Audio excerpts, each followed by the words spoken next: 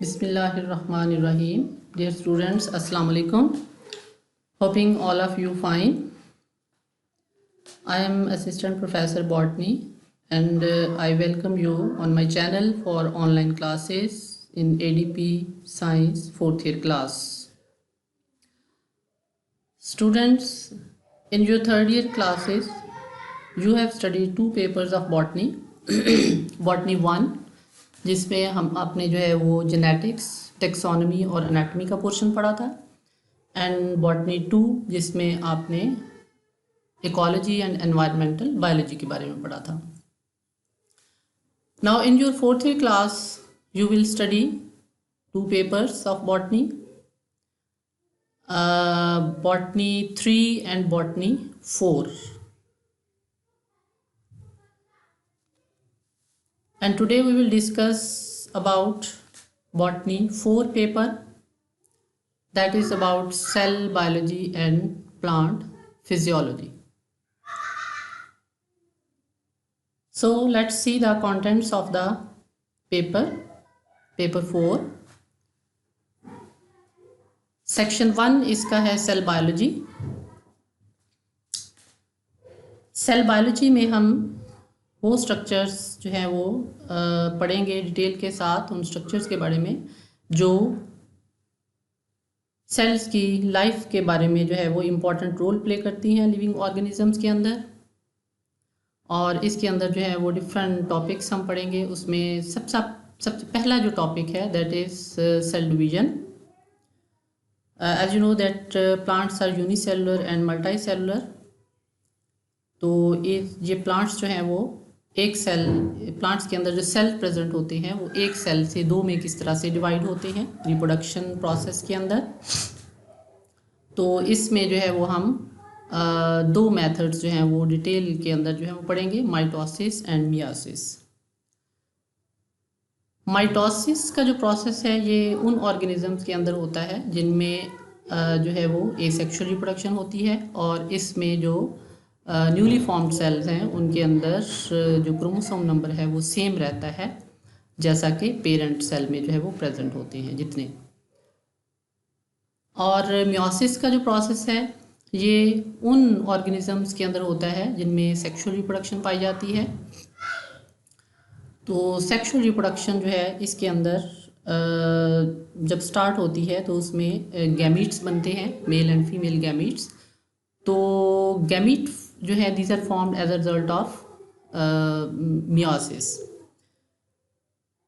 Meiosis के process में जो न्यू सेल्स बनते हैं उनके अंदर क्रोमोसोम नंबर जो है वो हाफ हो जाता है as compare to their parent cell. लेकिन जैसे ही मेल और फीमेल गैमीट दोनों यूनाइट करते हैं फर्टिलाइजेशन प्रोसेस में, तो उसके बाद नेक्स्ट जो है वो ये क्रोमोसोम नंबर जो है वो रिस्टोर हो जाता है, मेंटेन हो जाता है, और मेन पेरेंट का जो क्रोमोसोम नंबर है वो उसके अंदर प्रेजेंट होता है. फिर इसके बाद जो है हमने क्रोमोसोम्स के बारे में पढ़ना है. क्रोमोसोम जो है वो उसकी मॉर्फोलॉजी पढ़नी है और उसकी जो है वो टाइप्स पढ़नी है. फिर उसके बाद जो है वो कैरियोटाइप एनालिसिस भी जो है वो हमने डिस्कस करना है इसमें. नेक्स्ट टॉपिक हमारे पास है सेल ऑर्गेनेलीज. सेल ऑर्गेनेलीज के बारे में आप एफएससी में भी जो है वो डिटेल में पढ़ चुके हैं. Cell organelles are the structure which are found in the cell, और उसमें जो है वो हम जहाँ पर जो है वो डिटेल के साथ पढ़ेंगे जो है वो न्यूक्लियस के बारे में, cell membrane, cell wall, plastids हैं, माइटोकॉन्ड्रिया हैं, राइबोसोम्स हैं, गोल्गी कॉम्प्लेक्सेस हैं, डिक्टियोसोम्स हैं, और बहुत सारे और जो ऑर्गेनेलीज हैं सेल के अंदर प्रेजेंट होते हैं. इन सब का स्ट्रक्चर और उनकी फंक्शन के बारे में हम डिटेल से पढ़ेंगे. फिर इसके बाद नेक्स्ट टॉपिक हमारे पास है enzymes. Enzymes as you know are the also called the biological catalysts, और ये जो है वो लिविंग ऑर्गेनिजम्स के अंदर केमिकल जो रिएक्शंस हैं उसको ये एक्सीलरेट करते हैं, उनकी स्पीड को बढ़ाते हैं. इनकी प्रेजेंस में केमिकल रिएक्शन जो है वो ज़्यादा तेज़ी के साथ जो है वो होती है. इस चैप्टर में हम एंजाइम के बारे में पढ़ेंगे और एंजाइम का स्ट्रक्चर, उसकी कंपोजिशन और उसकी जो है वो मैकेनिज्म ऑफ एंजाइम एक्शन के बारे में पढ़ेंगे, कौन कौन से फैक्टर्स हैं जो एंजाइम पर इफ़ेक्ट करते हैं, केमिकल रेट जो है वो उसका, केमिकल रिएक्शन का जो रेट है उसको बढ़ाते हैं, उस रेट पर कौन कौन से फैक्टर्स इफ़ेक्ट करते हैं। फिर उसके बाद जो है वो इन एंजाइम की क्लासिफिकेशन के बारे में हमने डिटेल में पढ़ना है कि कौन कौन सी क्लासेज में इनको डिवाइड किया जा सकता है। फिर हमारे पास प्रोडक्ट्स ऑफ फोटोसिंथेसिस हैं। फोटोसिंथेसिस के प्रोसेस के रिजल्ट के तौर पर जो डिफरेंट कंपाउंड्स जो हैं वो ऑर्गेनिक कंपाउंड्स जो हैं वो प्लांट बॉडी के अंदर बनते हैं। उनमें मेनली कार्बोहाइड्रेट्स, प्रोटीन्स, लिपिड्स और न्यूक्लिक एसिड। इसके बारे में जो है वो हम डिटेल में पढ़ेंगे कि इनका स्ट्रक्चर क्या है, इनकी टाइप्स क्या क्या हैं और इनका क्या इम्पोर्टेंट जो है वो रोल है प्लांट बॉडी के अंदर। फिर नेक्स्ट हमारे पास जो दूसरा सेक्शन है इस पेपर 4 का, हमारे पास सेक्शन 2, और सेक्शन 2 जो है वो रिलेटेड है प्लांट फिजियोलॉजी से। Plant physiology is the branch of biology which deals with the physiological functions of the plants, जिस तरह के फोटोसिंथेसिस है, रेस्पिरेशन है और भी बहुत सारे प्रोसेस हैं। तो इस सेक्शन के अंदर हम डिफरेंट जो फंक्शंस हैं प्लांट्स के अंदर जो होते हैं फिजियोलॉजिकल फंक्शंस, उनके बारे में डिटेल से पढ़ेंगे। तो सबसे पहले इसमें सॉल्यूशंस के बारे में हम पढ़ेंगे, कोलाइडल और सस्पेंशंस, मतलब सॉल्यूशन की कौन कौन सी टाइप्स हैं और ये जो है वो प्लांट बॉडी के अंदर जो है वो क्या क्या रोल जो है वो प्ले करते हैं, इसके बारे में जो है वो हम डिटेल में पढ़ेंगे। फिर इसके बाद जो है वो 3 डिफरेंट फिनोमिनास, इम्पॉर्टेंट फिनोमिनास जो प्लांट बॉडी के अंदर जो है वो होता है, क्योंकि सॉल्यूशंस प्रेजेंट होते हैं डिफरेंट टाइप के, तो उसमें जो है मूवमेंट ऑफ मॉलिक्यूल्स भी जो है वो होती है एक साइड से दूसरी तरफ। तो उसमें जो है वो 3 डिफरेंट फिनोमिनास जो है वो इन्वॉल्व होते हैं, और वो कौन कौन सी हैं? डिफ्यूजन है, ऑस्मोसिस है, इम्बाइबिशन है। डिफ्यूजन आपको पता है कि ये मूवमेंट ऑफ मॉलिक्यूल्स है from higher concentration to lower concentration, और जो ऑस्मोसिस का प्रोसेस है इसमें भी डिफ्यूजन, इसमें भी जो है movement of molecule from higher concentration to lower concentration ही होती है, but through the semi permeable membrane. फिर इस तरह से इम्बाइबिशन है। इन तीनों जो फिनोमिनास है इनको हम प्लांट बॉडी के अंदर इसका रोल क्या है और ये जो है वो कैसे होता है, कहाँ कहाँ पर होता है, तो ये हम डिटेल में इस चैप्टर में जो है वो पढ़ेंगे हम। फिर इसके बाद हमने पढ़ना है absorption and translocation of water. Absorption is a process in which water is entered inside the plant body from the soil through the roots. Then translocation is a process in which this absorbed water is moved to the other parts of the plant body. जिस तरह stem है, leaves हैं, तो absorption के बाद water जब plant के दूसरे पार्ट्स की तरफ मूव करता है तो इसको जो है हम ट्रांसलोकेशन कहते हैं। तो इसमें जो है वो एब्जॉर्प्शन और ट्रांसलोकेशन के बारे में हम डिटेल से पढ़ेंगे कि एब्जॉर्प्शन में कौन कौन से फोर्सेस इन्वॉल्व होती हैं और ट्रांसलोकेशन जो है उसके अंदर कौन कौन सी थेरीज इन्वॉल्व हैं, कौन कौन सी फोर्सेस इन्वॉल्व हैं, कि जिसके नतीजे में ये जो पानी है ये रूट्स से प्लांट के ऊपर वाले हिस्सों की तरफ, इतने लंबे लंबे प्लांट्स होते हैं टॉल ट्रीज़ की तरफ, कैसे जो है वो मूव करता है। तो ये सारी डिटेल हम पढ़ेंगे। फिर नेक्स्ट हमारे पास जो टॉपिक है that is water loss. Plants के अंदर जो रूट्स के थ्रू वाटर एब्जॉर्ब होता है, प्लांट बॉडी के अंदर जब एंटर हो जाता है तो ये लीव्स तक जो है वो पहुंचता है। तो लीव्स के अंदर और कुछ प्लांट्स में स्टेम के अंदर भी जो है वो छोटे छोटे पोर्स प्रेजेंट होते हैं, और उसके थ्रू जो है ये वाटर वेपर्स की फॉर्म में जो है वो रिमूव होता रहता है। तो this loss of water through the aerial parts of the plants is known as the transpiration process. और इस ट्रांसपिरेशन प्रोसेस जो है वो इसके अंदर जो है हम पढ़ेंगे डिफरेंट इसकी टाइप्स पढ़ेंगे कि स्टोमेटा के थ्रू ट्रांसपिरेशन होती है, फिर क्यूटिकल के थ्रू भी ट्रांसपिरेशन होती है, लेंटिसेल्स के थ्रू भी जो है वो होती है, तो कितनी कितनी परसेंटेज होती है, और मतलब ट्रांसपिरेशन की टाइप्स हमने पढ़नी है। और उसके बाद इसमें हमने जो है वो फैक्टर्स पढ़ने हैं, कौन कौन से इफेक्ट करते हैं ट्रांसपिरेशन पर। फिर इसके बाद ट्रांसपिरेशन का मैकेनिज़्म जो है वो क्या है।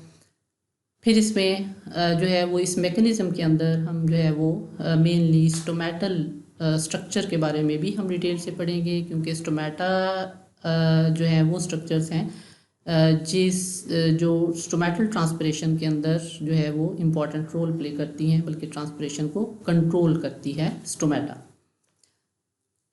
फिर इसके बाद नेक्स्ट जो टॉपिक है हमारे पास मिनरल न्यूट्रिशन है, और मिनरल न्यूट्रिशन जो है वो प्लांट्स को रिक्वायर्ड होती है उनकी ग्रोथ और डेवलपमेंट के लिए। तो इसमें जो है वो हमने जो है वो न्यूट्रिएंट्स जो है वो सॉइल के अंदर प्रेजेंट होते हैं मिनरल्स की फॉर्म में, जिसको प्लांट्स जो हैं वो एब्जॉर्ब करते हैं रूट्स के थ्रू। और न्यूट्रिएंट्स जो हैं वो इसके अंदर सॉइल के अंदर जो प्रेजेंट होते हैं, ये दो टाइप्स में हम इनको मेनली जो है वो डिवाइड करते हैं। इसमें माइक्रो न्यूट्रिएंट्स हैं जो स्मॉल अमाउंट में रिक्वायर्ड होते हैं प्लांट बॉडी के अंदर, और इनको ट्रेस एलिमेंट्स भी कहा जाता है। और दूसरी टाइप के मैक्रो न्यूट्रिएंट्स हैं जो प्लांट्स को लार्ज अमाउंट में जो है वो रिक्वायर्ड होते हैं। तो इन मैक्रो और माइक्रो न्यूट्रिएंट्स की डिटेल में हम पढ़ेंगे कि ये क्यों ज़रूरी होते हैं और उनके क्या इंपॉर्टेंट जो है वो फंक्शंस हैं प्लांट बॉडी के अंदर जो ये प्ले करते हैं। फिर उसके बाद जो है वो हमने एब्जॉर्प्शन ऑफ मिनरल साल्ट्स के बारे में पढ़ना है कि सॉइल के अंदर ये जो मिनरल प्रेजेंट होते हैं साल्ट्स की फॉर्म में कुछ प्रेजेंट होते हैं, तो इनको किस तरह से जो है वो प्लांट बॉडी के अंदर जो है वो एब्जॉर्ब किया जाता है। और एब्जॉर्प्शन ऑफ मिनरल जो है वो एब्जॉर्प्शन ऑफ वाटर से मतलब रिलेटेड होते हैं, क्योंकि वाटर के साथ बहुत सारे मिनरल साल्ट जो है वो डिज़ोल्व होते हैं, और जो है वो उसी के साथ जो है वो फिर प्लांट बॉडी के अंदर एंटर हो जाते हैं। फिर इसके बाद नेक्स्ट जो हमारे पास टॉपिक है दैट इज़ फोटोसिंथेसिस। और फोटोसिंथेसिस जो है ये वो प्रोसेस है प्लांट्स के अंदर जिसके थ्रू प्लांट्स अपनी फूड सिंथेसाइज करते हैं, अपनी फूड बनाते हैं इनऑर्गेनिक मटेरियल से।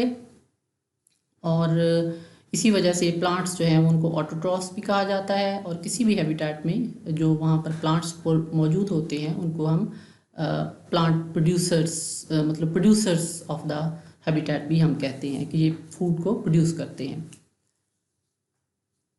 फोटोसिंथेसिस का जो प्रोसेस है इसमें carbon dioxide is taken from the air, water is absorb through the roots, and inside the chlorophyll light is absorbed. In the presence of this light this process of photosynthesis occurs, and as a result of this process carbohydrates are formed in the form of glucose, plus oxygen is evolved, and plus small amount of energy is also produced. तो इसमें जो है वो हम photosynthesis के बारे में सारा कुछ है वो डिटेल से पढ़ेंगे।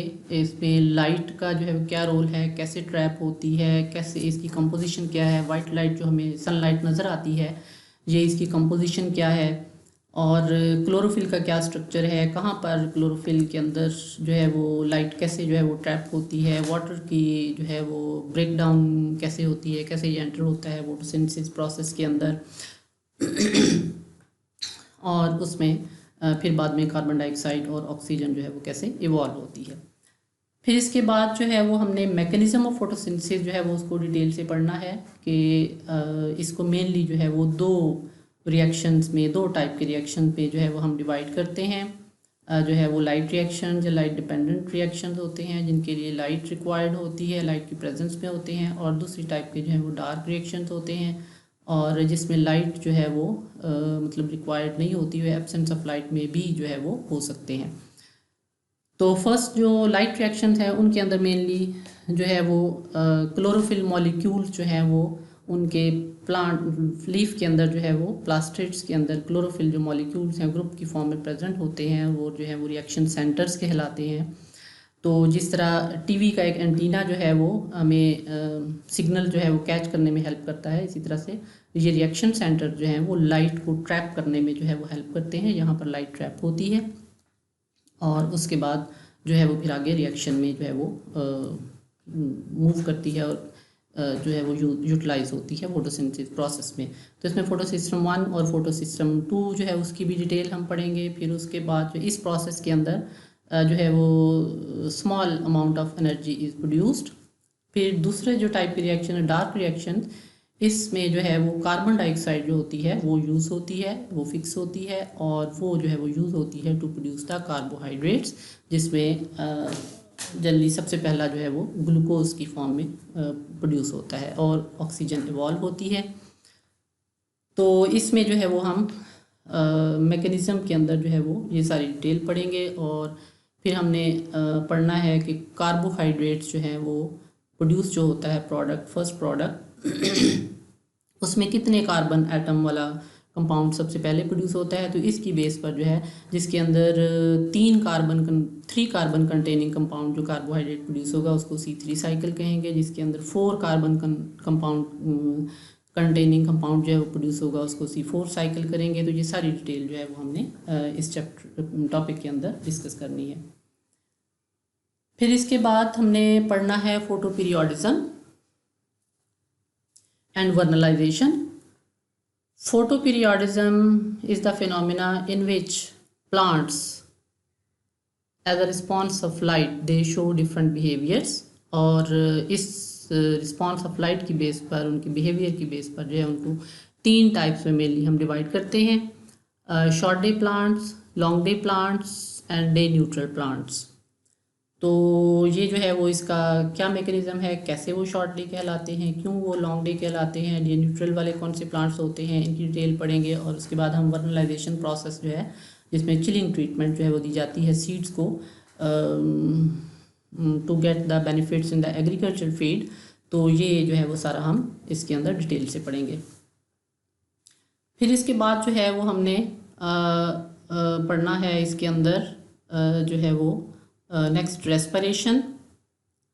और रेस्पिरेशन जो है वो फिनोमिना है, प्रोसेस है जिसके अंदर कार्बोहाइड्रेट जो फोटोसिंथेसिस में प्रोड्यूस होते हैं उनकी ब्रेकडाउन होती है और उससे एनर्जी प्रोड्यूस होती है एंड में, और अल्टीमेटली दोबारा से कार्बन डाइऑक्साइड और वाटर जो है वो प्रोड्यूस होते हैं। इसमें जो है वो हम इसको भी 2 मेन साइकिल्स में हम डिवाइड करते हैं और उसमें जो है वो ग्लाइकोलाइसिस और जो है वो क्रेब्स साइकिल के अंदर हम डिटेल में पढ़ेंगे। और उसके बाद जो है रेस्पिरेशन की टाइप्स कौन सी हैं, कौन कौन से फैक्टर्स हैं जो इस पर इफेक्ट करते हैं, ये सब डिटेल में हम पढ़ेंगे। देन हमारे पास जो है वो नाइट्रोजन मेटाबॉलिज्म है कि प्लांट्स के अंदर नाइट्रोजन मेटाबॉलिज्म जो है वो किस तरह से अपना रोल जो है वो प्ले करता है, क्या मेटाबॉलिज्म है। नाइट्रोजन जो है वो प्लांट्स के अंदर इम्पॉर्टेंट न्यूट्रिएंट के तौर पर प्रेजेंट होती है और ये जो है वो प्रोटीन्स पे प्रेजेंट होती है, न्यूक्लिक एसिड्स के अंदर प्रेजेंट होती है और जो है वो क्लोरोफिल मॉलिक्यूल के अंदर भी जो है वो प्रेजेंट होती है। तो इसमें मेनली जो है वो हम नाइट्रोजन साइकिल को डिटेल से पढ़ेंगे और इसमें हम देखेंगे कि सोर्सेज नाइट्रोजन के कौन कौन से हैं, कैसे कैसे ये कहाँ से आती है और फिर कैसे जो है फिक्स होती है और प्लांट के अंदर कैसे इनकॉर्पोरेट होती है और अल्टीमेटली जो है वो प्रोटीन्स जो है वो बनती हैं इससे। फिर इसके अंदर जो है वो नेक्स्ट टॉपिक हमारे पास है प्लांट हार्मोन्स का। प्लांट हार्मोन्स को ग्रोथ हार्मोन्स भी कहते हैं क्योंकि ये प्लांट की ग्रोथ और डेवलपमेंट में इम्पॉर्टेंट रोल प्ले करते हैं। और इसमें जो है वो मेनली 3 टाइप्स के जो हैं वो हार्मोन्स के बारे में हम डिटेल से पढ़ेंगे, ऑक्सिन्स, जिब्रेलिन्स एंड साइटोकाइनिन्स। और इसमें जो है वो हम डिटेल में इनकी जो ऑक्सिन जो है वो इनकी केमिकल कंपोजिशन हम पढ़ेंगे, स्ट्रक्चर पढ़ेंगे और ये क्या इम्पॉर्टेंट रोल प्ले करते हैं, कौन से इम्पॉर्टेंट फंक्शंस हैं जो प्लांट बॉडी के अंदर ये ग्रोथ में और डेवलपमेंट में करते हैं। तो वो जो है वो डिटेल में हम पढ़ेंगे। फिर इसके बाद हमारे पास जो है वो प्लांट मूवमेंट्स का टॉपिक है। प्लांट्स जो हैं वो एनिमल्स की तरह जो है वो मूव नहीं कर सकते हैं, but they show some movements in response of external and internal factors. जिस तरह से लाइट जो है वो एक एक्सटर्नल फैक्टर है, तो स्टेम जो है वो अपनी जो ग्रोथ मूवमेंट्स है वो शो करता है towards the source of light. इसी तरह से रूट जो है वो सॉइल के अंदर डाउनवर्ड साइड की तरफ जो है अर्थ ग्रेविटी की तरफ जो है वो मूव करती है हमेशा। इसी तरह से आपने टच मी नॉट प्लांट जो है वो उसके लीव्स देखे होंगे कि जैसे ही आप उसको टच करते हैं तो फ़ौरन मुरझा जाते हैं और नीचे लटक जाते हैं। तो ये डिफरेंट ये और इस तरह की डिफरेंट अदर जो मूवमेंट्स हैं प्लांट्स के अंदर होती हैं, उसके बारे में हम डिटेल में जो है वो इस चैप्टर के अंदर पढ़ेंगे कि इन मूवमेंट्स की जो है वो क्या रीज़न्स हैं, कौन से फैक्टर्स इन पर इफेक्ट करते हैं और कौन कौन सी मूवमेंट्स की टाइप्स हैं। फिर इसके बाद हमारे पास जो टॉपिक है दैट इज़ डॉर्मेंसी। प्लांट्स के अंदर कुछ पार्ट्स ऐसे होते हैं जो कुछ टाइम के लिए जो है वो इनएक्टिव हो जाते हैं, तो वो पीरियड जो है उनका डॉर्मेंट पीरियड कहलाता है। तो इस फिनोमेना को, इस प्रोसेस को जो है वो, कंडीशन को जो है वो हम डॉर्मेंसी कहते हैं। तो इस चैप्टर में हम जो है वो पढ़ेंगे कि कौन से प्लांट के पार्ट्स हैं जो डॉर्मेंसी शो करते हैं, किन किन पार्ट्स में पाई जाती है। फॉर एग्जांपल सीड के अंदर पाई जाती है, और जो है वो बड्स जो प्लांट्स के अंदर ग्रो करती हैं, ऊपर ग्रो करती हैं ब्रांचेस के ऊपर, न्यू लीव्स निकलते हैं, तो वो बड डॉर्मेंसी भी होती है। तो डॉर्मेंसी के बारे में हमने डिटेल में पढ़ना है कि इसकी कौन कौन सी टाइप्स हैं और कौन से पार्ट्स शो करते हैं डॉर्मेंसी, कौन से फैक्टर्स हैं डॉर्मेंसी पर इफ़ेक्ट करते हैं, और डॉर्मेंसी को ब्रेक डाउन करने के लिए या डॉर्मेंसी रिमूव करने के लिए जो है वो क्या मेथड्स हम यूज़ कर सकते हैं। तो इस बारे में सब जो है वो डिटेल में हम इस चैप्टर के अंदर, इस टॉपिक के अंदर हम स्टडी करेंगे। तो इंशाल्लाह जो है अब हम इसको जो है वो डिटेल के साथ जो है वो पढ़ना शुरू करेंगे नेक्स्ट लेक्चर के अंदर। अभी हमारे पास जो सिलेबस आउटलाइन है वो यही है। अगर नेक्स्ट यूनिवर्सिटी अगर हमें कोई और देगी तो उसके मुताबिक हम चलेंगे। फ़िलहाल हमने इसी को स्टार्ट और कंटिन्यू करना है। तो इंशाल्लाह जो है वो नेक्स्ट आपसे जो है वो मुलाकात होगी। अल्लाह हाफिज़।